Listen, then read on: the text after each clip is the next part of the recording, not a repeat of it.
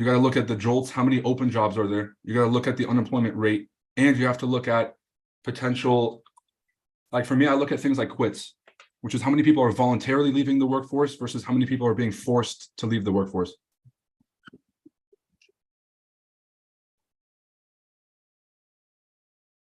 That was my alarm. All right, that means it's ready to rock and roll. Let me go ahead and mute this up. That's muted. Watch live. Oh, it's 10 a.m. Come on.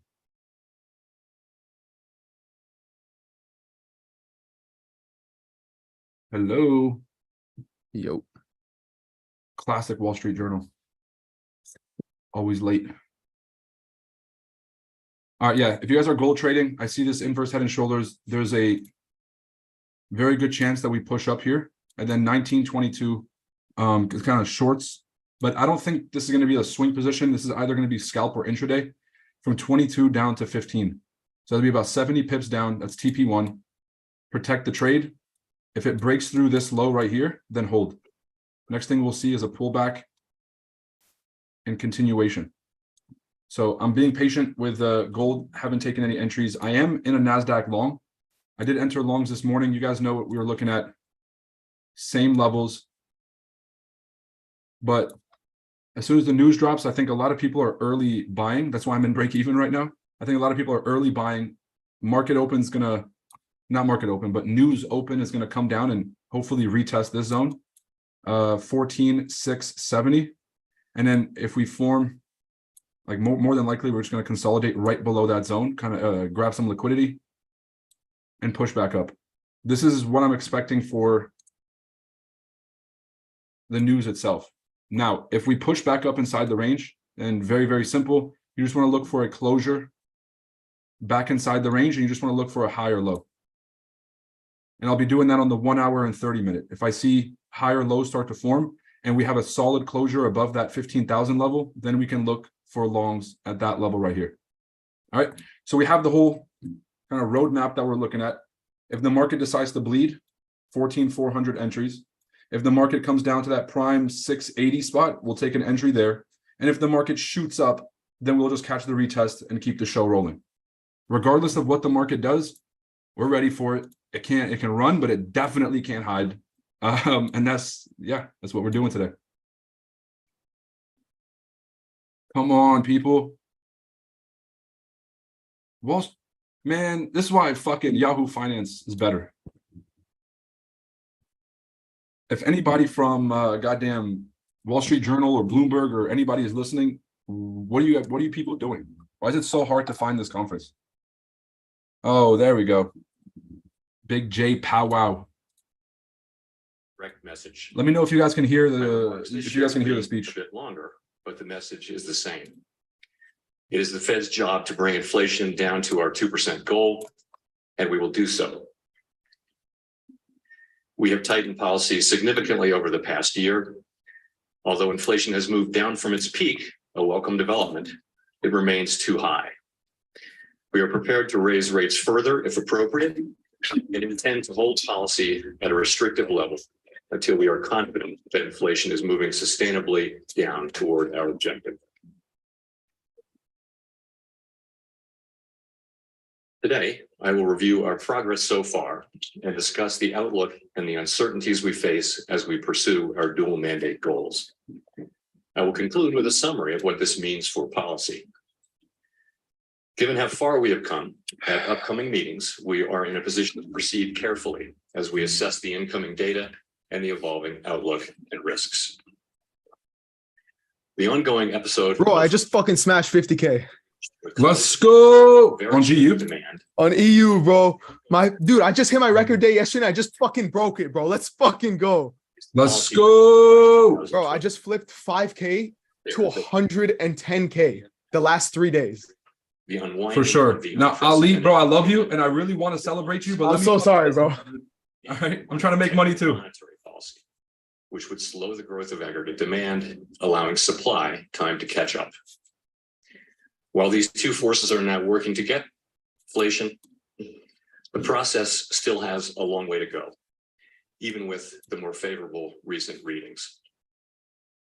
On a 12-month basis, U.S. total or headline PCE inflation peaked at 7% in June 2022 and declined to 3.3% as of July, following a trajectory roughly in line with global trends. The effects of Russia's war against Ukraine have been a primary driver of the changes in headline inflation around the world since early 2000. All right, people, this is it for the dollar. I think that we've reached that. I think that we've reached that double top peak. We're going to start to see the retracement back down. So GU, EU likely to continue to push up. Same with gold. So just be mindful. All the dollar pairs very likely to flip from here.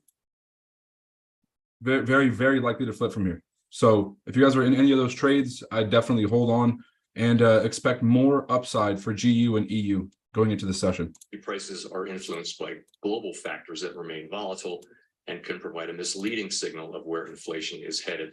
And in my remaining comments, I will focus on core PCE inflation, which omits the food and energy components. On a 12-month basis, core PCE inflation peaked at 5.4% in February 2022 and declined gradually to 4.3% in July. The lower monthly readings for core inflation in June and July were welcome.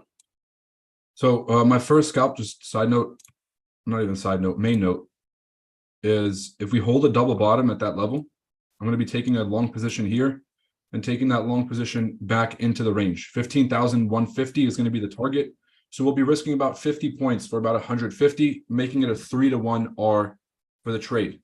So let's hold on tight. Also, everybody, just congratulate Ali for having his biggest day, making 50K on that EU trade. Good stuff. Glad to hear it. Just throw some congrats in the chat real quick. Got my eye on the ball, so if there's any trade opportunities, I will call it and I will take it live. So everybody relax, enjoy the show. And if you're watching on YouTube, please make sure to hit like and subscribe. Show some love. Inflation has fallen sharply, particularly for durable goods, as both tighter monetary policy and the slow unwinding of supply and demand dislocations are bringing it down. The motor vehicle sector provides a good illustration. Earlier in the pandemic, demand for vehicles rose sharply, supported by low interest rates, fiscal transfers, curtailed spending on in-person services, and shifts in preference away from using public transportation and from living in cities. But because of a shortage of semiconductors, vehicle supply actually fell. Vehicle prices spiked and a large pool of pent-up demand emerged. As the pandemic and its effects have waned, production and inventories have grown and supply has improved. At the same time, higher interest rates have weighed on demand. Interest rates on auto loans have nearly doubled since early last year, and customers report feeling the effect of higher rates on affordability. On net, motor vehicle inflation has declined sharply because of the combined effects of these supply and demand factors.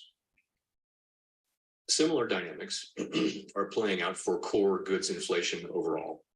As they do, the effects of monetary restraint should show through more fully over time. All right, folks. So again, if you guys showed up late, I'm looking for any signs of a shift in tone. And so last time Jerome Powell spoke, he said there's a chance that they may raise rates in September because they're data dependent, but he said that's very unlikely. So I'm just looking for any red flags in terms of the Fed's indication they're going to continue to raise rates or they're looking to pivot at any moment. So that's what I'm watching for right now. Side note, I'm looking for NASDAQ to either create this double bottom. If we don't hold the double bottom, then I want it to push down to 14,680, maybe a bit lower. That's where we'll be taking another long position, hopefully to push the market higher. No rejection, no entry. You guys know the 3 R's. We got to reject, we got to respect, reject, and retest. If we don't get those, then do not enter the trade. We'll just let it go. Wait for that 400 level and scoop it all the way back up. All right. Be earned from homes that are owner occupied. Because leases turn over slowly, it takes time for a decline in market rent growth to work its way into the overall inflation measure. The market rent slowdown has only recently begun to show through to that measure. The slowing growth in rents for new leases over roughly the past year can be thought of as in the pipeline and will affect measured housing services inflation over the coming year. Going forward, if market rent growth settles near the biggest economic event of the year, and it looks like this was shot in a shed in somebody's backyard that they built themselves. with you know what I'm saying, with their grandma's drapes over the tables. What the fuck is going on here? These people, there's no wonder these people are out of touch with reality and what's happening in the real economy. What is happening here? Where are they? And accounts and includes a broad range of services such as healthcare, food services, transportation, and accommodations. 12-month inflation in this sector has moved sideways since liftoff. Inflation measured over the past 3 and 6 months has declined, however, which is encouraging. Part of the reason for the modest decline of non-housing services inflation so far is that many of these services were less affected by global supply chain bottlenecks and are generally thought to be less interest sensitive than other sectors, such as housing or durable goods. Production of these services is also relatively labor intensive, and the labor market remains tight. Given the size of this sector, some further progress here will be essential in restoring price stability. Over time, restrictive monetary policy will help bring aggregate supply and demand back into better balance, reducing inflationary pressures in this key sector. Turning then to the outlook, although further unwinding of pandemic-related distortions should continue to put some downward pressure on inflation, restrictive monetary policy will likely play an increasingly important role. Getting inflation sustainably back down to 2% is expected to require a period of below-trend economic growth, as well as some softening in labor market conditions. Restrictive monetary policy has tightened financial conditions, supporting the expectation of below-trend growth. Since last year's symposium, the 2-year real yield is up about 250 basis points, and the longer-term real yields are higher as well by nearly 150 basis points. Beyond changes in interest rates, bank lending standards have tightened and loan growth has slowed sharply. Such a tightening of broad financial conditions typically contributes to a slowing in the growth of economic activity, and there is evidence of that in this cycle as well. For example, growth in industrial production has slowed, and the amount spent on residential investment has declined in each of the past 5 quarters. But we are attentive to signs that the economy may not be cooling as expected. So far this year, GDP growth has come in above expectations and above its longer run trend. And recent readings on consumer spending have been especially robust.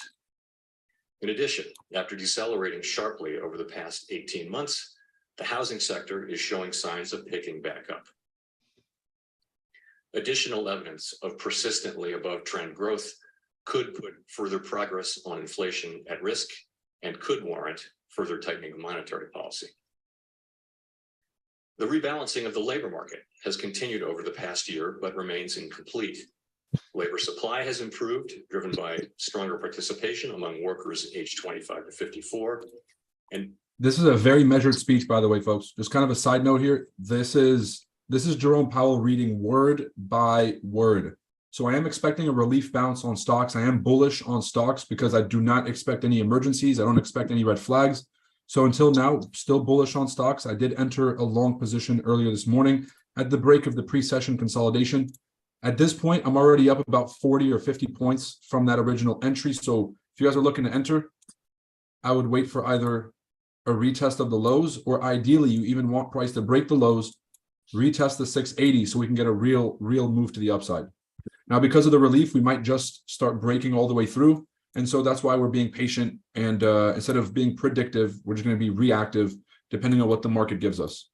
Make sense? If you guys have any questions, put something in the chat. If you guys are ready to make money, put a 1 in the chat. All right. A little bit of patience goes a long way. That's all trading is. So sit tight. We're going to find an opportunity. And it's simple as that. Evidence that the tightness in the labor market is no longer easing could also call for a monetary policy response.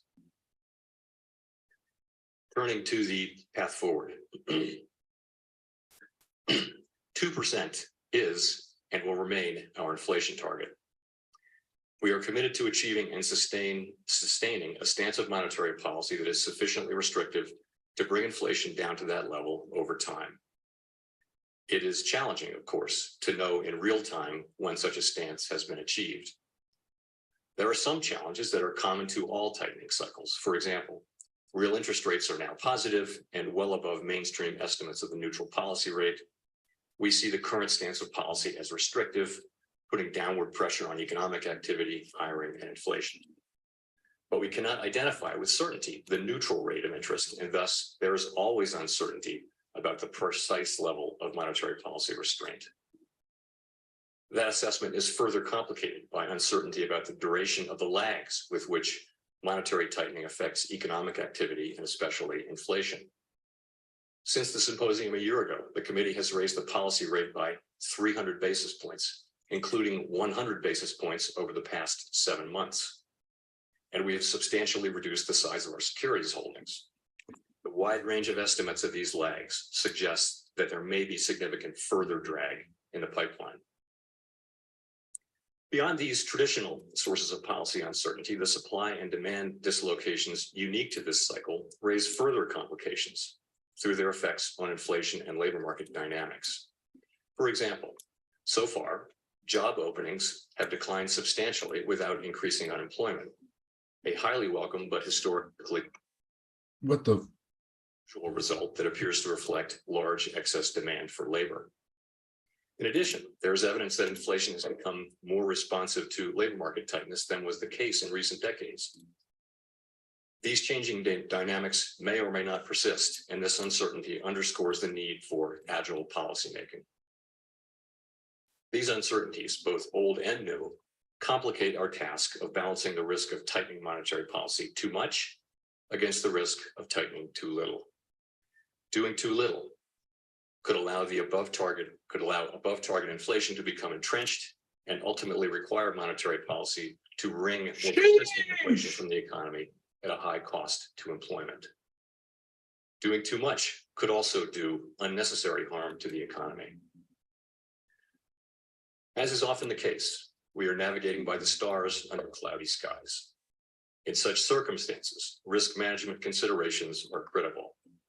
That's what you want to hear from your Fed chairman. Yeah, I'm gonna be honest, we're driving through the cloudy skies. It's foggy everywhere. We don't know what we're doing. Yeah, that's gonna inspire some confidence. All right, so far so good. Markets, obviously relief bounce. I told you guys if there's no emergencies, relief bounce. The Q&A portion to me is the most important. So this is where we're gonna see if this is a legitimate bounce or if this is just gonna be a push to grab liquidity and then a massive grab back down. So right now, I don't expect any emergencies from his speech. He really does seem measured, but Q&A is where they throw those curveballs. So let's keep an eye out. Again, all I need to see is a break above the 15,000 and then a retracement back to 14,870 for that push to the upside. The event has concluded. There's no fucking way. Where's the Q&A?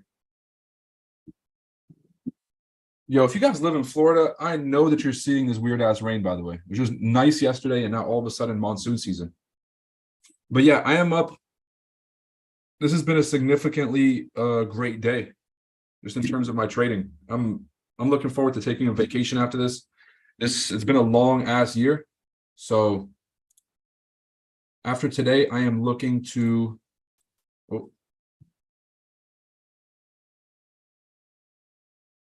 yeah, after today, I'm looking to go take a slight break and go vacation somewhere, have some fun. Where we headed, Roy? Where are we headed? For what? The vacation? I was thinking Yeah. Puerto Rico.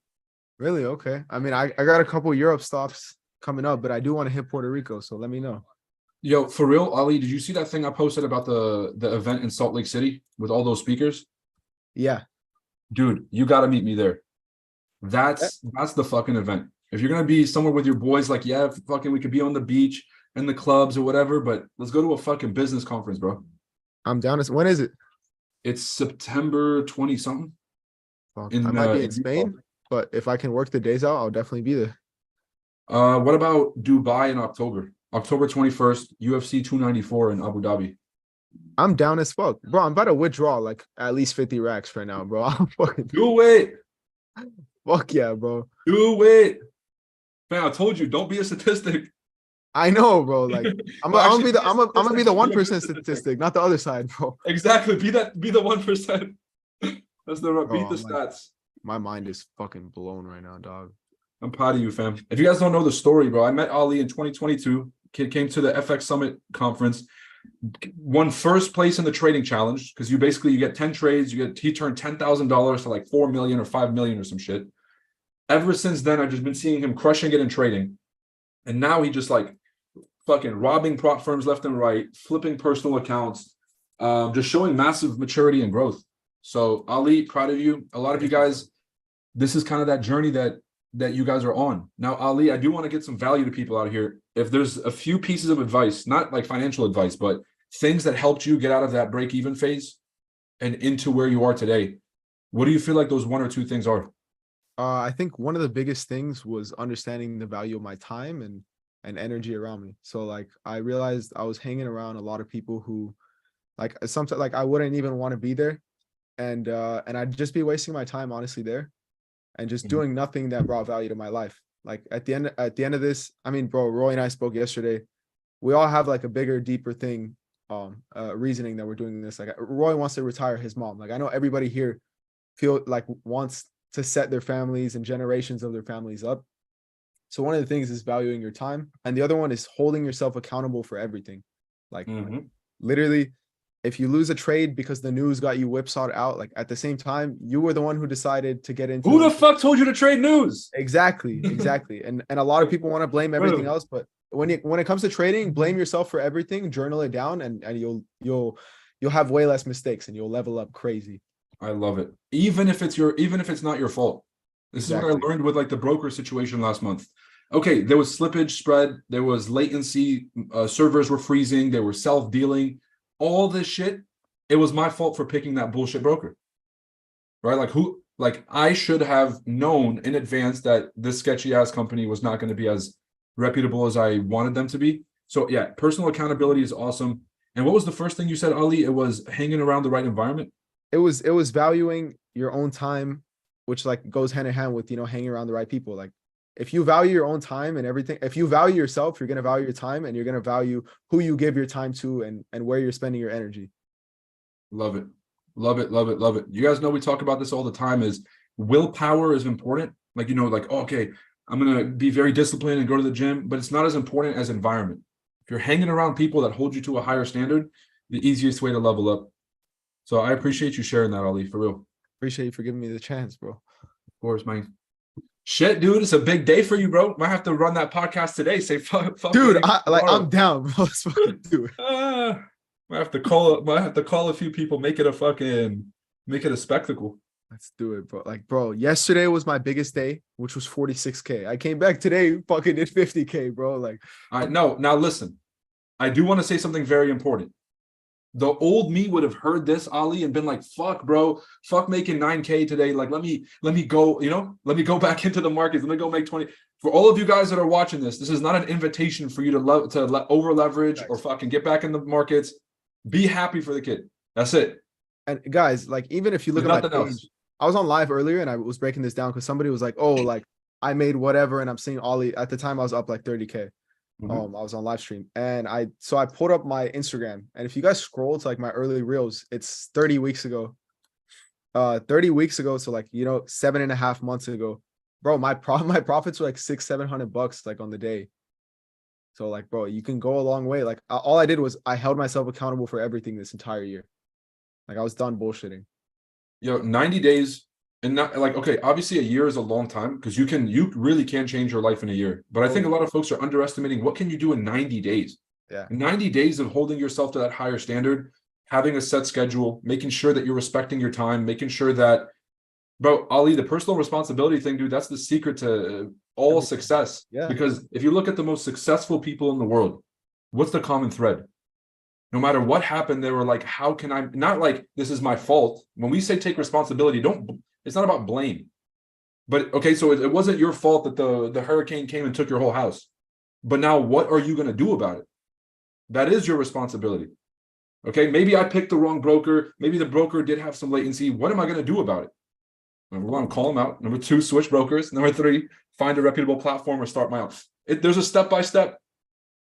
All right.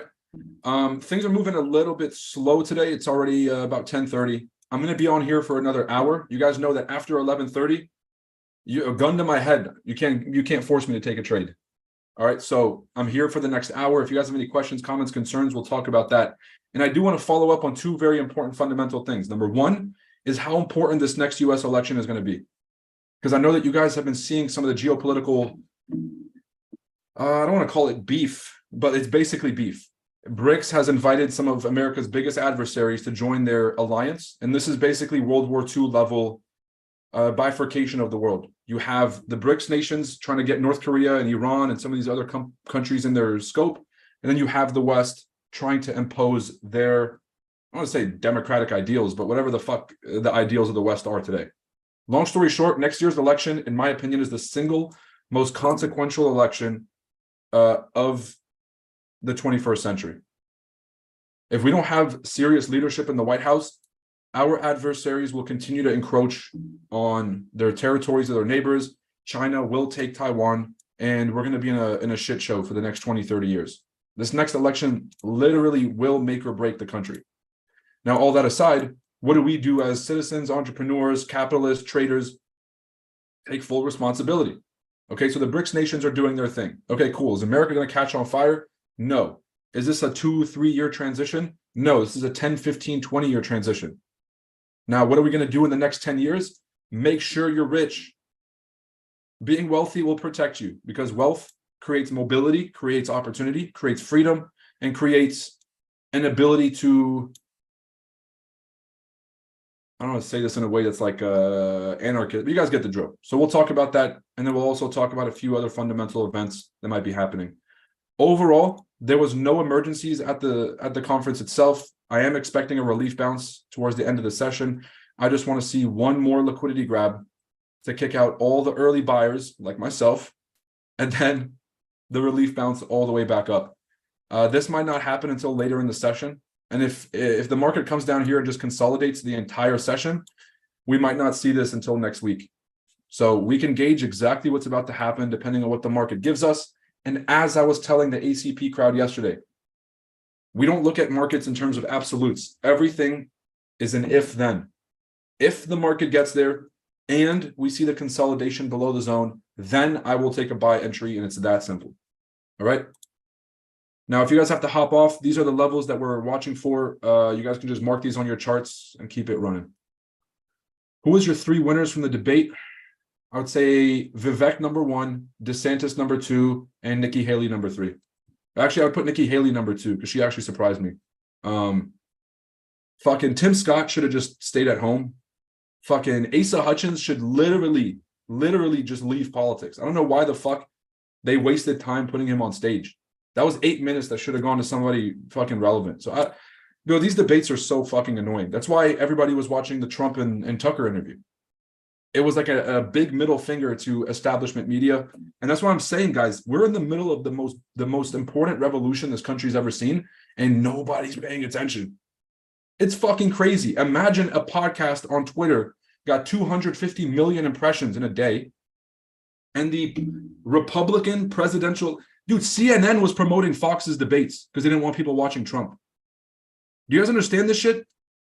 The mainstream media, it's not like Fox versus CNN. No, it's them versus the people.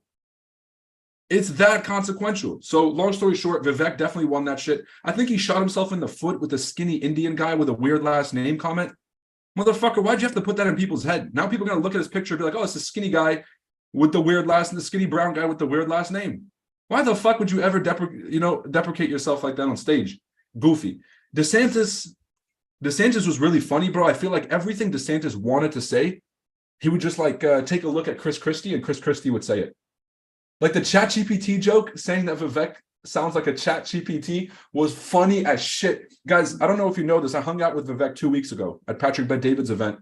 We ended up actually starting to DM. It's the most retarded thing that's happened to me in the past year. We're DMing. And so I posted on Twitter yesterday. I was like, look, Vivek, you have my full support. You got to admit that ChatGPT joke was funny as shit. And he's in my DM saying it was the funniest part of the entire debate. So people up there have a sense of humor. Vivek has a sense of humor, and that's the biggest reason I want to see him win. Because everybody else was getting butt hurt. Like when Vivek called out Chris Christie, the dude just melted. DeSantis, he said, well, DeSantis ain't winning for shit. So I really think it's going to be Trump versus Vivek. And What's crazy is I don't think Trump sees Vivek as a threat. Like every single person that Trump actually fears as a candidate gets destroyed. Like Trump just gets out there, he makes up a name for him. He has a little nickname. He just keeps hammering it in. He hasn't said shit about Vivek. So it's either he's scared that he's going to get clapped back, or he just doesn't see him as a legitimate threat. So I don't know. I would see Vivek as a legitimate threat if I were him. Real shit. All right, y'all. So we got this beautiful rejection. I think we're about to see that move down to entry. Now, if we violate that zone, and I want you guys to kind of look left here, massive liquidity area. Okay, we had this grab through the zone and then a retest right here. One more test of that zone would be perfect for buy entries. No rejection, retest, then no entry. All right, 3 R's, respect, reject, retest. Very simple, very straightforward. 14,687. For some of you guys are at work and you guys want to mark off the level for your chart. Again, add alerts, people. Add alerts is the easiest way to make sure you don't miss trades. I used to miss trades all the time. Talking about, bro, I was in a meeting. Fuck your meeting. Catch the trade. So I'm going to put it about 10 points above my ideal entry. Maybe more than 10 points. Let's call it 25 points above my ideal entry. Alert is set, and I also have the app on my phone. So this thing is going to go crazy when price crosses through that level, and I'll be able to enter. Remember, guys, I'm looking to enter below the zone. Not at the level, right? Not just above the level. I want to see it liquidity grab through the zone.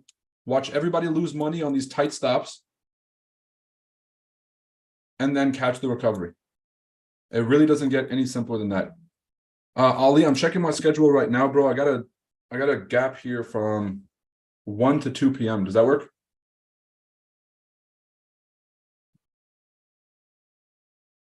DeSantis gave me entitlement vibes as if he already won and does not have to compete. Bro, I mean, I gotta give props to DeSantis because look, bro, I'm in Florida, right? I moved here.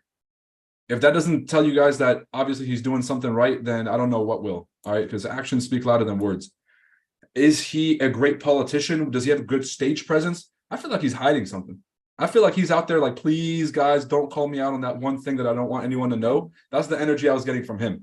Vivek is like, bro, they're going to find this shit in the closet. They're going to find that I promoted some pharmaceutical drugs that don't fucking work and scammed Wall Street. But does America care if you scam Wall Street? Not really. Right? So like, I don't think Vivek is going to deal with any problems. What he did was he IPO'd some drugs that he knew didn't work by repurposing the research and then dumping it on Wall Street in an IPO, milking the fuck out of the pump and selling all of his founder shares immediately. Massive pump and dump. Now, did he pump and dump investors or did he pump and dump Wall Street investors? He pumped and dumped BlackRock and State Street. So do Americans give a fuck? No. This dude was competing with the biggest pharma companies. He was competing with BlackRock as like a guy. People love that shit. DeSantis talking about we're getting trans books out of schools. Bro, ain't no fucking trans books in schools. Like there's like 4 schools in the country that had a book in the library somewhere. You can't run a campaign on that. So yeah, Trump is 1000% winning the primary election. There's just no, he says Biden versus Trump, 1000%. Because what's it called? Kennedy has a much better chance against Biden. But if you guys think the establishment is going to let Biden have it, there's no fucking chance. He said no Q&A for this meeting. Bro, they just ended the meeting abruptly. I don't understand what the fuck is going on. Isaac says, Roy, there's no way you think our votes actually count, bro. I do. I worked 3 years in the U.S. Congress. I worked for 3 separate congressmen. I understand that if you were a very powerful party and you were a shadow government, wouldn't it be in your best interest to convince the populace that the democratic process doesn't work and that nothing you do matters? And so you sit your ass at home while they get the people who actually need to vote to go out and vote for their party. It's a very good fucking strategy, isn't it? That's exactly what they're doing. They convinced young people that your vote doesn't matter, that nothing matters, that it's all a fucking scam, whatever. And so now only old people go and vote for shit that nobody wants. And then we're just stuck with the same shit over and over again. If every young person realized that your vote actually does matter, because there is a process here, then we'd have a much different outcome. Real deal. Now, I understand that the electoral process is fucking rigged. I'm not naive about that. Yo, who took the gold entry, people? God damn. 1922 got schlepped. Please tell me somebody took the gold entry. Please. Bro, I wish. I literally just got in front of my computer. I know somebody did. Yeah. We called this thing the second we hopped on the stream. Very straightforward. And I even called this last night on the Market Outlook and ACP call. Melissa took it tons of times. Love to see it.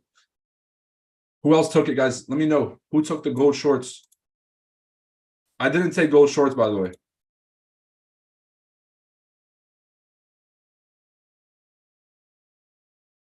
Everything else is relatively flat. U30. Why do I have so much shit drawn on my screen, bro?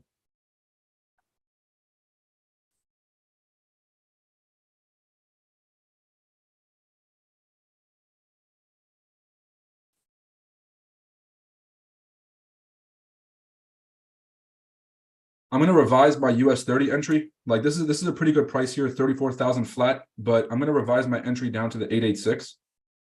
So 2 ways to trade this. Number 1, you can layer entries. You can do a third of your entry here and then 2/3 of your entry here.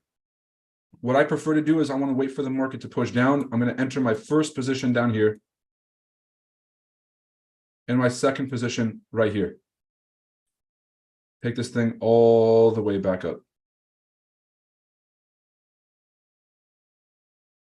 So if you guys are US 30 trading 33,850 and 34 flat, those are the entries that I'm looking at. That rhymed. That was not on purpose.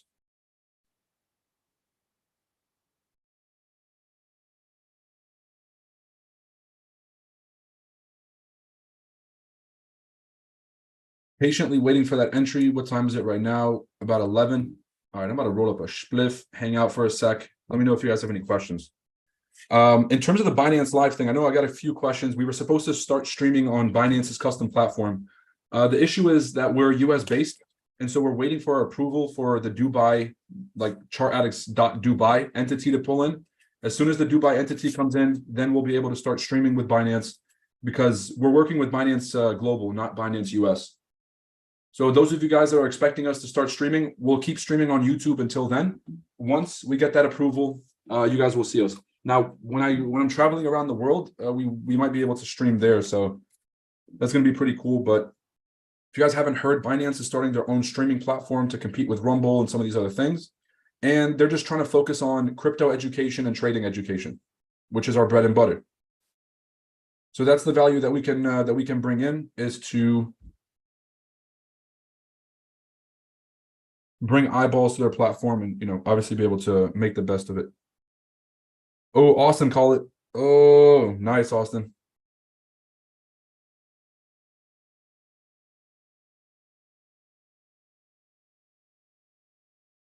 Love to see it. I know Austin just milked that gold trade.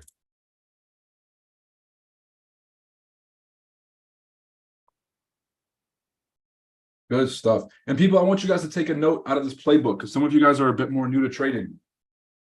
I called a trade that I did not take. My trade, the trade that I was in, hit break even, right? Like the NASDAQ trade that I was in earlier hit break even. While the trade that I did not take is running in deep profits, and I have all my friends texting me that they took the trade and showing me massive profits, correct? Now, there's 2 ways, like the old me would have wanted to get back in the markets. So I'd be looking for some way to catch some kind of retracement to catch the second leg of the move, right? I'm like, bro, the version of me today couldn't give less of a fuck because I'm very happy for my friends for having caught this move. Personally, I know exactly what I'm waiting for, and I know exactly how this is about to play out. So this kind of gets you out of that FOMO mindset. Remember we talked about the 4 fears yesterday? The fear of being wrong, fear of losing money, fear of leaving money on the table, and fear of missing out. So how do you eliminate those? What's the fear of missing out? It's like, well, somebody somewhere is making money. Newsflash, people, somebody somewhere is always making money, and you're not involved. Reshaping the perspective is a major key. So And the reason I always hammer on this stuff is whenever I do ACP calls, it's not about the person hesitated on an entry or you just didn't know where to put your stop loss. That's never the fucking issue. The issue is the person made 3-4 grand and by the end of the week gave it all back because they saw somebody else making money and gave all the profits back.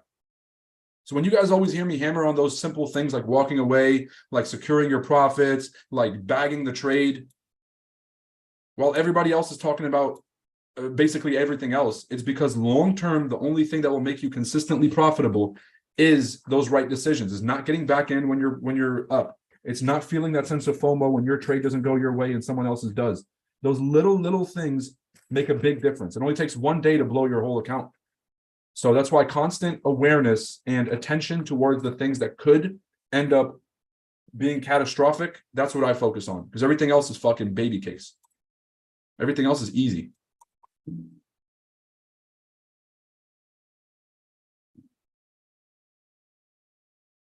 Joe, I heard that. So I could hear a bang energy being opened from a fucking mile away. This man's 3 rooms away. I just heard that that perfect. Are you on the stream? Oh, that's funny as shit.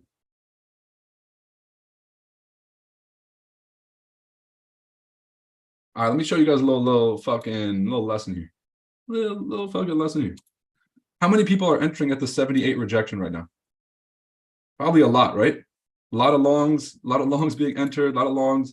What is the initial feeling, the natural emotion that comes in when you feel like you missed it? It's the FOMO, right? It's like, fuck, bro, I was waiting for the right entry and I missed it. And let me just start getting in right now. What's about to happen? This thing is going to close right back under the entire daily low and swipe all the early buyers out. So that's why being patient is so crucial. And this thing could push, like it could wick.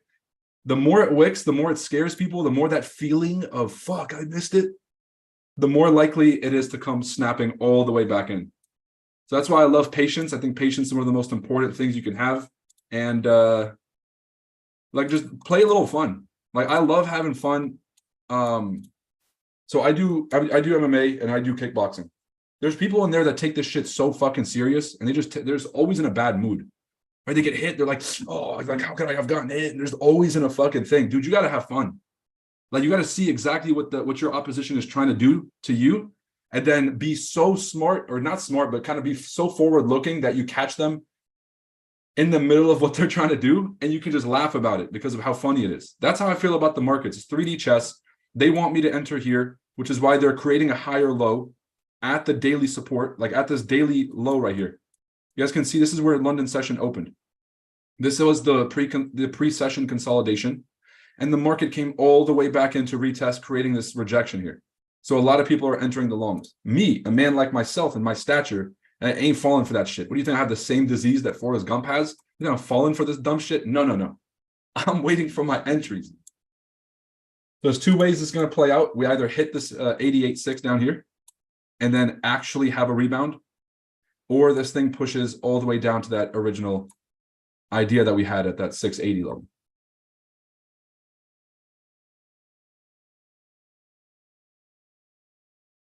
I entered a NAS short and got stopped at 15,000. Brother, it's buy low and sell high. All right. So when you go back up to the higher time frames and ask yourself, where are we? Are we low or are we high? Well, let's take a look. So I would consider this high, and I would consider this low. So are we closer to low or are we closer to high? Yeah, everybody's going to be like, well, we're closer to lows and still fucking selling. What are you selling into? You're literally selling just to down here. Now, if you believe the market's going to continue to break, cool. Why the fuck would you believe that? You're at weekly support. And so this is where I love trading, because to me it's very obvious at this point. But look what happens. The market breaks out and everyone's like, see, Roy, I was right. It is going to break out. It is. And then this happens. It's buy low, sell high. So personally, if I want to short this thing, I would either wait for a deeper retracement. So this is high, this is high, this is high, and this is high. The closer you can get to that black line, 15,200, the better you will be at, the more likely you are to have a good position at a premium price. So what I would do is I would wait for, I mean, we've already had one wick here, but I would wait for a deeper retracement. And since this is NASDAQ, I'd look for anywhere between 60 to 80% pullback of that previous candle before shorting. If not, if we don't get that pullback, then I'm just going to wait for a discount to go long or another discount to go long.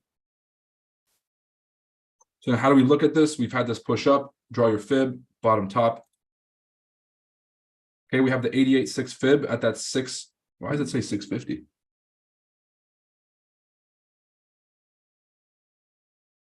Huh. Okay. I'm going to go into the smaller time frames, readjust my fib, make sure it's right, and then find a high liquidity zone. High liquidity meaning that buyers and sellers are both attracted to that level at both sides. So you guys can see here at the 14,650 level. When price is under, it's a sell. When price is above, typically we go long. When price is above, typically we go long. And so this is how we make a decision: is as long as price stays above that discounted level, it will continue bullish. It's really that simple. Once you have the basis of price action, or once you have the basis of structure, then you have that if-then scenario. If the market holds that level, we go up.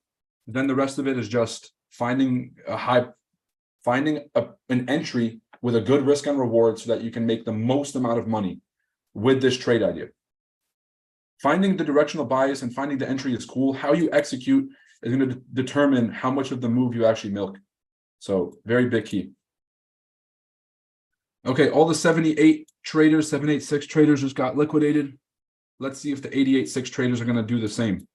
Personally, I'm not going to enter this 88.6. I would much rather wait for this push down.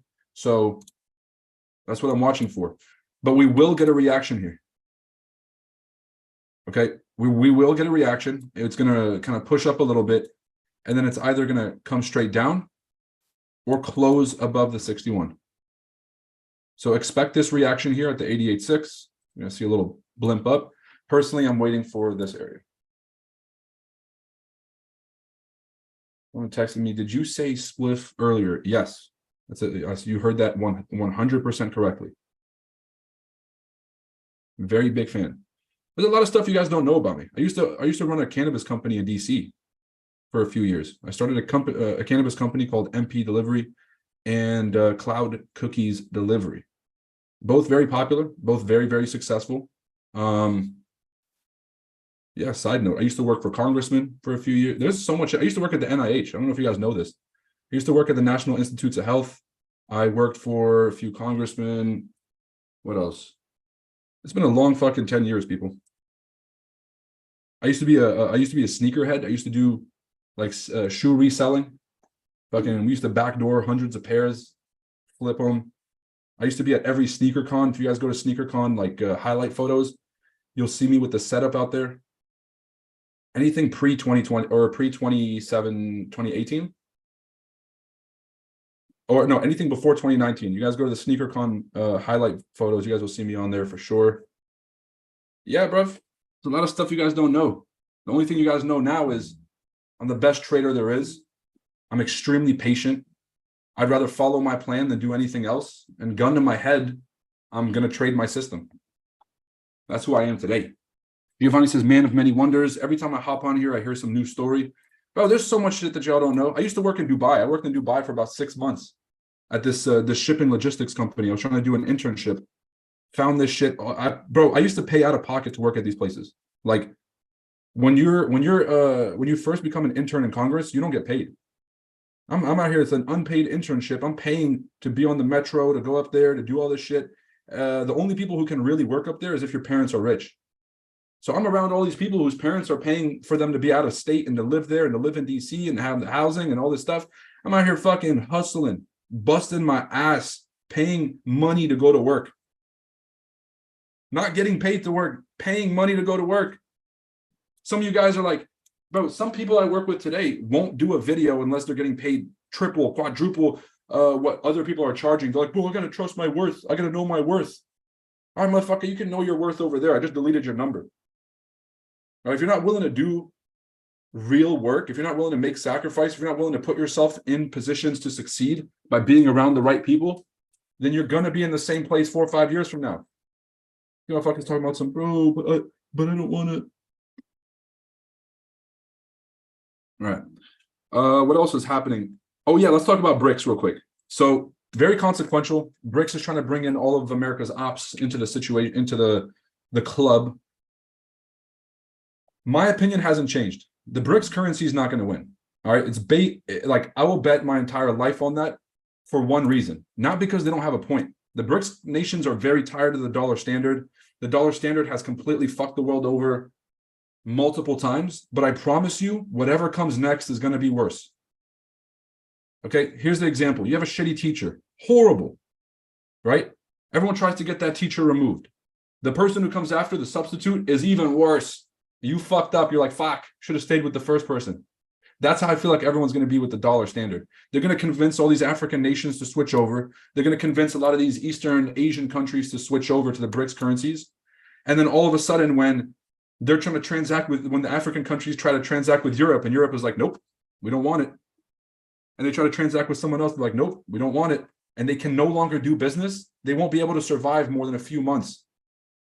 Now, the biggest reason why the BRICS currency won't work is the majority of the debt globally is denominated in US dollars. So we lent out a bunch of dollars, and these people's debt, these people's interest has to be paid back in US dollars. So what they do is they'll take the USD loan, they'll go ahead and print a bunch of their own currency to give it some value. They'll go stimulate their economy enough, and then hoping that that GDP growth will allow them to pay back that loan. Now, if everybody's debt, over 75% of global debt is denominated in dollars, that means that everybody is going to be on a hunt for dollars to pay back these loans once they come due, right? Or they're going to risk defaulting, which is even worse. So you want to transition to this monopoly money currency, you're going to need to convert how many dollars to this new currency to pay back your loan. When you print more of your local currency to pay back a loan, you completely devalue it. So that's going to fuck them over. So I believe the developed nations can survive the transition. Developing nations cannot survive that transition to the new currency. So I think just off the sake of like not ruining their countries, they're going to stick with they're going to stick with the US dollar. If they don't, they want to get the BRICS currency. Okay, fine. Print a lot of that BRICS currency because you're going to need it to pay back all these dollar loans. If everyone wants to start defaulting on their loans just on some like go on strike, buddy, the US military spends more money on defense than the rest of the world combined. Okay, the US dollar is not backed by the full faith and credit of the US government.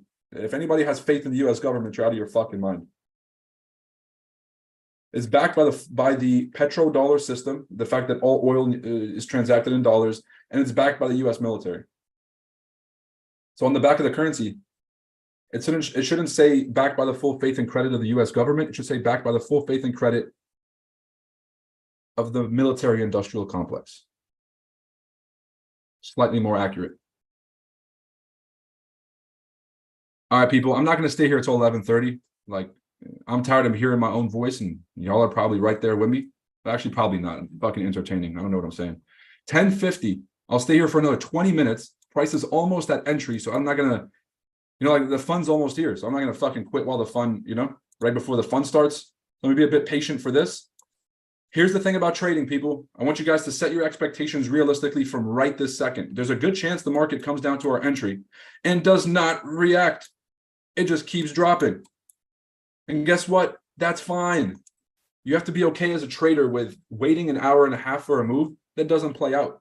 Because if you do not accept the reality that could happen, what's the other, what's the other outcome? You'd be like, ah, shit. I waited here for an hour and a half. I'm leaving here with something. I'm going to jump into a random trade because I'm not leaving empty-handed. And that's where revenge trading, over trading, getting back into the markets after you made money, that's where all that plays in. It says, do you like politics that much, or you just followed them because it's important as a citizen? I don't know if I like politics, bro, but any person who's not paying attention, you're literally just going to get ragdolled. It's just the way it is. Somebody is running your life right now, and it's not you. Okay, look at the stores that are around your area. Somebody picked which stores are going to be within a 5-mile radius of you. You did not fucking pick that. You thought you're picking between Domino's and Pizza Hut. All right, little do you realize that those are the only 2 fucking options for a reason. You had no say, no vote, and no chance in any of that. The laws that happen, the people who get elected. So if you're not paying attention, then you're just going to be at the whims of whatever. Like, what's that fucking Katy Perry? Is it Katy Perry? Is it fucking Taylor Swift? The plastic bag. Do you feel like a plastic bag? Do you guys know what I'm talking about? Yeah, you'll be that. You'll be a plastic bag. Like, do you ever feel like a plastic bag? I heard that shit. I was like, no, I don't. What the fuck are you talking about? But now I see some people just completely ignoring what's happening around them. I'm like, oh, that's the plastic bag guy. Right? So I actually fucking hate politics. I feel like they're all fucking slimy, which is why I was a Trump fan. Right? Because at least he was a non-politician, just calling people out and just saying the truth. I don't know if you guys can tell. Very big fan of speaking my mind and telling the truth. Because who the fuck is going to stop me besides maybe YouTube? All right, I can sense it right now. We got a fucking strike on the way. Right?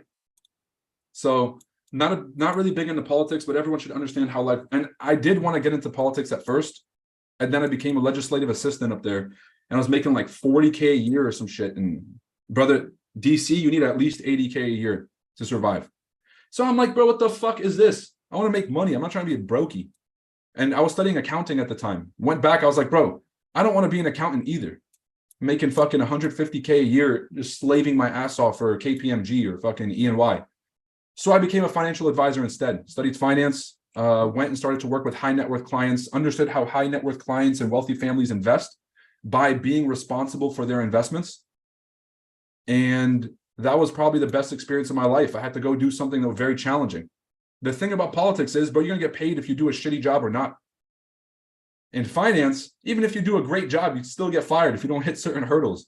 So it was a level of challenge that was completely different. I had to hit $4 million of assets under management my first year to not get fired. 5 million the next year and 7 million the third year of new money brought in, assets under management. So it was a very, very tough environment, completely shifted the way I thought about money and thought about long-term investing. And I learned a lot about the people who make the most money usually don't know what the fuck to do with it. And the people that know what to do with the money typically don't make it at all. They're different skills. Isn't that fucking crazy? I had doctors, lawyers, engineers walk in with no fucking cash. Their wife convinced them to buy a house that was way too goddamn expensive. She wanted the BMW, right? Now this dude is paying off his student loans, that expensive ass house, got a mortgage, got fucking all these cars, got putting money aside for the future. The guy's broke.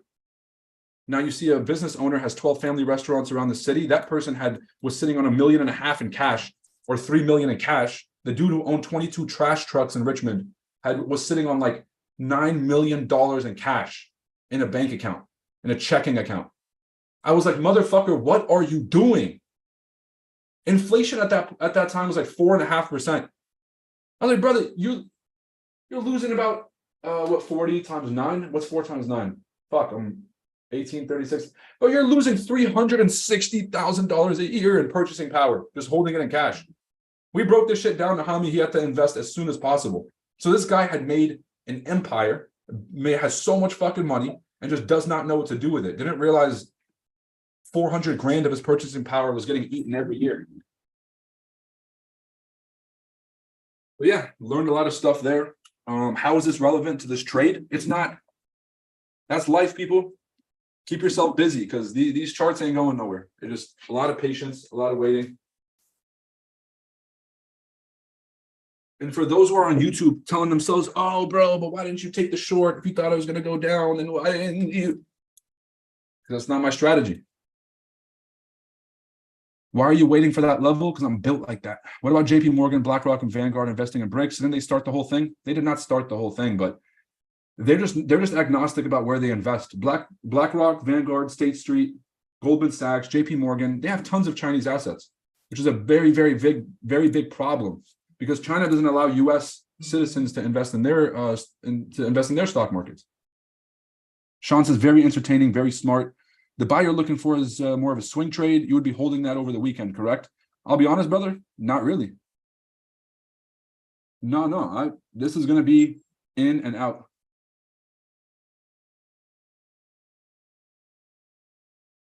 But it really just depends on the reaction. If we don't get a liquidity grab through, then because like it's like a bow and arrow, right? The more that it shoots through that fucking zone, the more it's going to shoot back up. And so if we see that, there's a good chance we see a very, very quick reaction in this session. But if it just sits down here and starts to consolidate, what it's doing is accumulating orders. Accumulating. And it won't move until it's finished accumulating orders. If it doesn't have enough flow here, then it's going to keep consolidating until it's ready to go. So we'll see how it reacts. Typically, whenever there's a news event and the market moves this aggressively, what comes next is a whole lot of nothing. Because everyone's expecting a similar amount of volume to come in when we take the trade. And when it doesn't, folks get disappointed and there's a bunch of, damn, I should have, could have, would have. So patiently waiting, no retest, no entry. And this is the thing about having a system, guys. A lot of you are just trying to trade, or just trying to be in a trade. I don't want to be in the markets. I actually do not want to be in the markets by any means. What I want to do is only find high probability opportunities where I don't lose money and I can make consistent money. And so the reason I'm waiting for this religiously is not because there aren't other trades, it's because this is the only one that at the very end of the day, by the way, this is how I make decisions. At the end of the day, when you ask yourself, what do I have to do today to look back and say, I'm proud of myself? Some of you guys might be in a shitty situation in your life and you're kind of down bad on yourself. Here's the best way to get yourself out, because you're not going to think your way out of this. All right. You're going to be, I believe. Your body's like, shut the fuck up. All right. No, the fuck you do not believe. You are not that dude. And so thoughts alone can't really get you out of that rut, but actions can. So for me, I look back and say, if I want to have a great week, what would I have to do this week to look back and say, I'm proud of myself? And so in trading, the only thing that I have to do today to say that I'm proud of myself is to wait for my entry and only take that entry. Anything other than that, whether I make money or lose money, if I'm not following my plan, I'm going to be disappointed at the end of the day. So use that framework to ask yourself, if you're always pissed off about trading or it's never enough, you make a trade, it's never enough, you enter a trade, reverses on you when you were in profit, what would you have to do today to look back and say, okay, I'm proud of myself? Is it walking away? Is it looking for one more entry? Gabe says, I want to thank you and congratulate you for the consistency and passion you have for Chart Addicts and not for trading in general. Definitely not easy to stream every day, have a life, and teach at night. You're inspiring us in a huge way. Gabe, my guy. I appreciate that, bro. And just know that that's like, I don't see it as a big deal.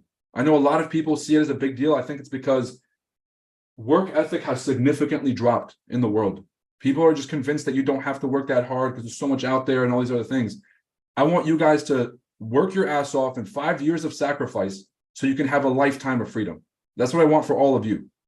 When I'm doing these things, Gabe, it's because I could be doing some unproductive shit, bro. When you have money and you're young and handsome like myself, and you're well-spoken and articulate, you have connections all over the world, it's very easy to sit down when you're bored and be like, oh, I'm just going to go there and do that thing. I'm just going to go waste some time with some folks and go to the club or go to this party or go to this event. It's very easy to do that. What's hard? What's hard is creating a system of discipline that's going to make me feel fulfilled. The only thing that really makes me feel fulfilled is helping other people, right? I can only sit on a beach for about 4 hours before my anxiety goes through the roof. Like, God put me on this earth to go do some productive shit, not sit here and fucking, take up oxygen. So that's why you guys see me have a great work ethic. Yes, I'm a fucking machine, but also, like Ali said earlier today, we all have a purpose. What's your purpose? What makes you feel fulfilled, and what takes away your energy? What makes me feel fulfilled is being of service to others. What makes me feel empty is just doing some hedonic bullshit, like fucking buying something else or spending more money on something else, or just spending money for the sake of feeling better. About the worst feeling you could possibly have. Everybody who's like, bro, I can't wait to get rich, I'm gonna be happy. Does money buy happiness? Money really does buy happiness, but it depends on how you use it. If you're a sad boy and you're fucking, oh, let me just go buy this thing that other people can't afford. Let me just go get a massage. Let me just go get fucking ice cream. Let me just go get let me just go to Poppy Steak 5 times a week. Oh, man, that's a miserable life, people.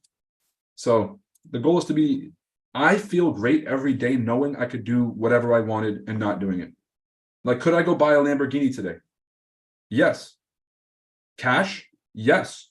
Would I ever buy a car cash, especially if it's a depreciating asset? Fuck no. All right, I'm not fucking stupid. But could I? Yes. Is that the best feeling in the world? Yes. When I walk into a room, does that give me my fucking nuts drag across the fucking floor? And yes. That's what I want for all of you. I don't want you guys to look like you're doing good. I want you guys to actually have the financial security and freedom. Put your money into cash flowing assets. Have that pay you every month. Looking rich is for the broke. Being rich is for the rich. All right. I hang around rich people all the time. There's no chains, there's no fucking jewelry, there's no designer with the big logo. If they're rocking a designer, there's like a small Louis V thing on the fucking cuff of the shirt, maybe. You don't see the symbol anywhere else on the shirt. They want it for the quality, not for the flex. There's so many levels to this game, people. So the level that I'm at is fuck what anybody else says about me. I have my own money. I'm young, I'm successful, I have freedom. And that's the most powerful feeling ever. Now, Ted is, okay, I'm not going to fucking go too deep into this. You guys know who Ted is. Obviously, he's involved in a bunch of criminal activities. I did learn 2 very important lessons from him. Well, I learned 4 very important lessons from him, but the one that's relevant here is he went to buy a car. He finally made a bunch of money. He was at the dealership looking at his bank account, about to spend money on the car. And then just second thought, it was like, bro, I don't really want to spend the money. This money feels so much better being in my account. It feels so good knowing you can buy whatever you want, eat whatever you want. You don't have to sacrifice anything at a restaurant. Babe, appetizers, dishes, salads, and or dessert, or all of it. That's a good feeling. So I learned that from him. I actually went to a car dealership, was about to do the same. I was going to buy it was a C45 AMG, a beautiful car, all white exterior, black on black, 2-tone, gorgeous thing. I'm looking at my bank account. I'm like, bro, I really like seeing the money in here. That security is way more important. So yeah, I don't know how the fuck we got on that discussion. I'm on a stream just ranting at this point.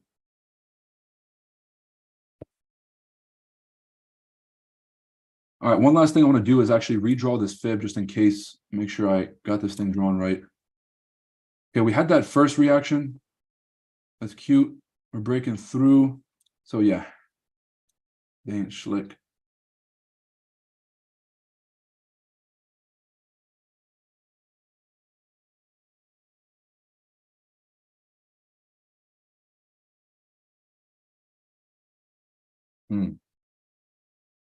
Interesting.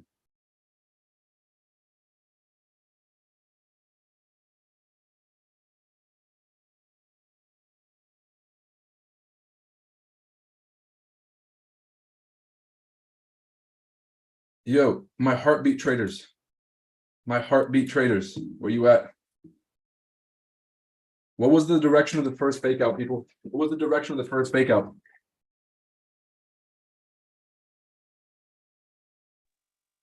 Up. Well, was it? No. Sorry. All right. So you had the pre-session consolidation, market fake down. Everyone's bearish, right? So everyone has a directional bias correct, but down. And then we had a whipsaw up to kick out all the early sellers. And then we had the final move. So I just want to see this thing push down for probably 100 more points. And then I think we're going to be good to go. Now, we have this support level already formed. Let me actually move this right here. We have the support level already formed. If the market breaks above it decisively and retests, we can take a buy entry here. So it would look like this. Okay, break above this high. And then retest for that inverse head and shoulders. This would be a clear entry back up. All right, I have about 3 more minutes before we got to go. Where the fuck is my light? 3 more minutes before we call it a day, folks. Really boring action today, and I'm very surprised we didn't get to see the Q&A. I don't know what the hell happened, but personally, I'm not too happy with. Like, that was the most anticlimactic thing I've ever seen in my life.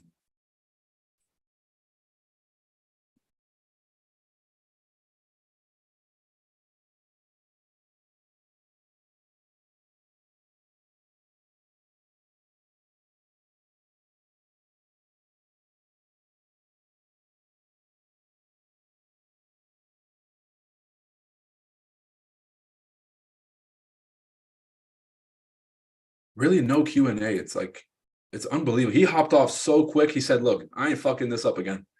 So this is all you. All right. All the people who are bearish on stocks, thank you for the liquidity. Yep. All right, now I'm just being a dickhead. If you guys have any questions, make sure you put it up. If not, I'll catch you guys later. Seeing you for the first time, so much knowledge, amazing, love to see it.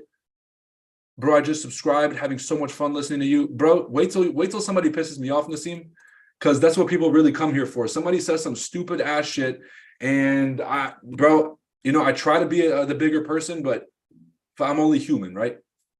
Well, can you quickly break down the psychology of money going in and then coming out? Like, how do institutions are placing and pulling orders? Hopefully this makes sense. People go touch grass. It's Friday. We have a nominee. People, was that disrespectful enough for me to go ham, or was that just like a generalized statement and I'm looking for, you know, I'm a hammer looking for a nail? You guys tell me. He told me to go touch grass and told 130 people who are getting value on this call to go touch grass because they're enjoying this call. Do I light him up? Do I just, you know, do I just let it go, be the bigger person? It is Friday. He says, get him. Somebody put the hammer emoji. Bro, you're an op. Whose side are you on, Bryce? It's like, no, I'm joking. That's what a good friend does. They'll tell you the truth. Be like, buddy, look, we're at the bar right now. You're wilding. Let's just fucking go home, man. No, to be honest, I was telling you his hammer his ass. So. Oh. Just leave him back. It says we touch the money. Sky Blue's been here for the past 3 days. You've seen us crushing it every day, and today is no different. Appreciate all of you guys that are hopping on the streams for the first time. Thank you for stopping by. Roy, can you break down the psychology of money going in and out? Yo, can I do this in 35 seconds? Can I do this quick? Yes, I can. How does money move in the markets? Everyone's like, well, it's supply and demand. If there's more supply than demand, the price goes up. No. Okay, price moves based on a price delivery system. It's an algorithmic system that the major exchanges in the world use in order to regulate foreign exchange rates and in order for them to manipulate foreign exchange rates. If you guys don't believe that there's manipulation in the markets, if you guys are still one of these naive people, go look at how much money banks pay in fines every year for manipulation. Go look at the LIBOR scandal, the London interbank rate, which is basically their federal funds rate in the UK. Go look at the LIBOR scandal, where the head of all the European banks were in a fucking WhatsApp group chat, fucking talking about how they're gonna rig the fucking interest rates. So markets move based on a price delivery system that's set up by the largest institutions in the world. Now, why does Forex exist? Forex exists to send money around the world and for us to be able to trade currencies. Usually if you go to a different country, there's exchange rates. But that $500 or $3,000 you're exchanging at the airport isn't where Forex money really comes from. If I want to send $1 billion today to a European counterparty, okay, and so it's USD, and let's say I want to send it to Japan, so I have to convert it to JPY to send it over to the Japanese banks. What I'm going to do is I'm going to convert the dollar to the yen at the most favorable exchange rate. I'm not going to do it when I can't make money. So what happens is, let's say there's $1 billion order that this guy wants. He'll send it to JP Morgan. JP Morgan will give it to one of their traders or one of their brokers, right? One of the broker dealers or one of the traders. So I actually used to be a licensed broker dealer in the United States. I have a Series 66 license. Yes, you guys can Google me, look me up on the SEC website. So I was licensed as a broker in the United States. And what I would do is my clients would give me money and I was able to execute that money on their behalf legally. So what happens is the bank will give it to a broker, will give it to a floor trader. The floor trader needs to convert it, but he has to do it at an exchange rate that's favorable for him. Pay attention to this part. This might confuse some of you and shock the rest. So let's say that UJ is sitting at an area of resistance, but what this trader wants is to be able to exchange it all the way down here at this price. Okay, let's call it 132, and right now it's at 134. If he executes the order too quick, the markets are going to fly. It's going to spook the markets and he's going to get a shitty price. If he tries to do it too slow, he's going to incentivize too many traders to start selling and he won't have the liquidity on the other side to be able to take the trade. So what does this person do is they will start to liquidate these orders piece by piece. Let's say 20 mil at a time. Okay, so they'll enter the order and then buyers come in. They'll enter another order, then buyers come in. And then eventually, once they've accumulated enough interest at that area for the sell side, then retail is the one that finishes that move. They're the ones who all pile in. All the hedge funds, smart beta funds, they all pile in. Once price gets to 132, the bank has so many people on the other side of this trade. There are so many people on the sell side of this trade that they now have a counterparty to trade against with massive volume. So now they might put 500 mil at that liquidity zone, supply and demand level. And that's where you see those big spikes. Now, when it does this big spike, it's got to do it fast. It's got to do it very fast to incentivize only a few traders, only a few big traders to get in and pump the price. But if everybody hops on too soon, then then they won't have the opportunity to have an edge. They won't have any exit liquidity. Exit liquidity is when the banker executes their order down here and that thing is pumping, they need a lot of interest on the sell side so they can get out. So you guys will see, like, when you see negative news about Bitcoin, when you see negative news about XRP or whatever, good or bad news, typically it's the big folks trying to get liquidity on the other side of their trade. They'll tell you, sell all your XRP, sell all your XRP. And then these guys are trying to put in $1 billion buy order, and they just need a lot of people to start selling XRP so they can have open interest on the other side. So markets work on open interest, market work on some kind of simulated supply and demand, and they work on some kind of, it's just really just the price delivery system. Fully just learned one of the few questions I've had since I started trading in 30 seconds. Beautiful.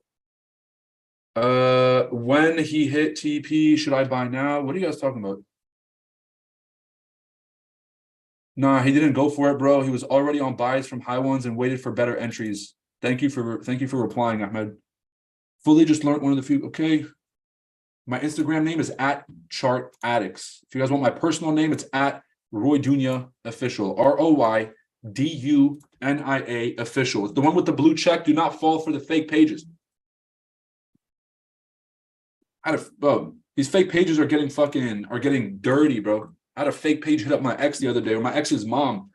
She was fucked up, bro. She's texting me like, "Hey, is this you?" I said, "Shit. No, it's not." But these fake pages will ruin your life.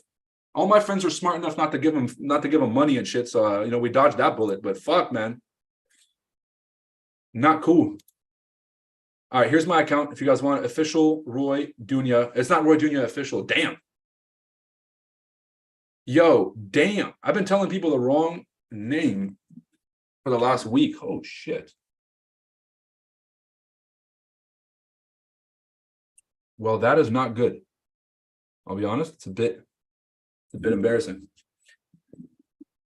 And then if you guys want Chart Addicts, that's our main page. Now, if you guys are interested, make sure to come meet us out at the FX Summit 2024 conference. We host an annual conference every year. It's the largest conference for traders, investors, and entrepreneurs. When I say the largest conference for traders, I really, really mean that. All right, you guys can just take a look at all of our events for the past few years and just look at all the names that showed up and all the faces that you may recognize. All right, so we have, Q Banks, we have TradingView, we have the founder of Oanda. Like TradingView came and spoke at the conference. We have the founder of Oanda. We spent 200 grand on a boat party. That was fun. We got Words of Wisdom in the house, Paladin. What else? We got Q Banks. We got Tory Trades. We had Fresh from the Fresh and Fit podcast. That was pretty dope. That's your boy right here. We had Neil from Timepiece Trading, Drake's watch guy. He was there. Who else? We have Anthony Pompliano, the crypto guy. I don't know if you guys are in crypto, but Anthony Pompliano spoke. A very good friend of mine, Austin Collins, aka Dak Days, the NFT king himself, the GOAT. All right, we have Michaela, who's representing Binance. We had Glenn, who was representing CoinDesk. Austin. This was a great panel. Me and Pompliano. This was one of the most. I used to skip classes and watch Pomp the same way y'all are watching right now. Ridiculous. So, #1 conference in the world for traders, investors, entrepreneurs. If you guys have not already grabbed your tickets, let me give you a little cheat code since you made it to the end of the stream. Go to the Chart Addicts website. I'm going to give you guys a serious cheat code here. Write this shit down. You will forget. If you purchase any of these t-shirts, you get 50% off your ticket to the summit. You heard that right. A ticket to the summit, the general admission ticket is $400. If you purchase any of these shirts, you get $200 off. All right, just letting you guys know. And that applies to every ticket. So $750 ticket, you get $375 off, half off.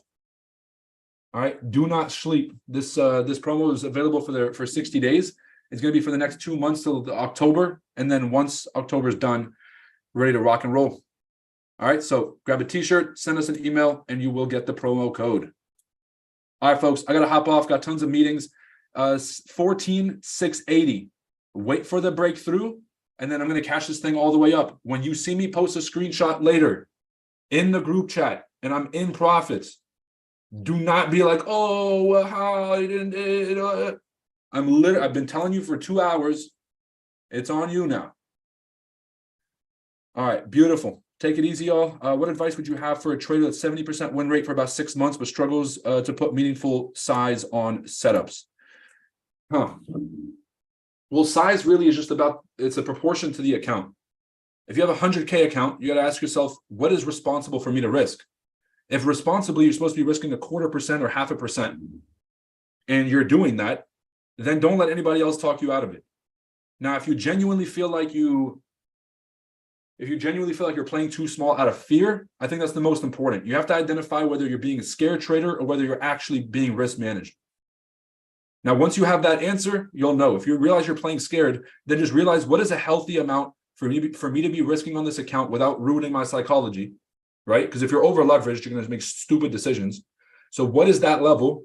And then stick to that level if you realize you're playing scared. Said throwing hands on 14,635. 635. I like 635 a lot. Little breakthrough. Maybe 35 is a bit too deep. You might miss that entry, but I want price to come down here and just consolidate under. All right, build up as much liquidity as possible, because sellers typically they're all selling below the zone, right? How many sellers are going to be right here? And then that's where we swipe. So we just have to wait for them to grab enough juice to keep the show rolling. All right, people, happy, safe trading. Take it easy. Wait. My YouTube studio. I got to find a way to end the stream. Hold on.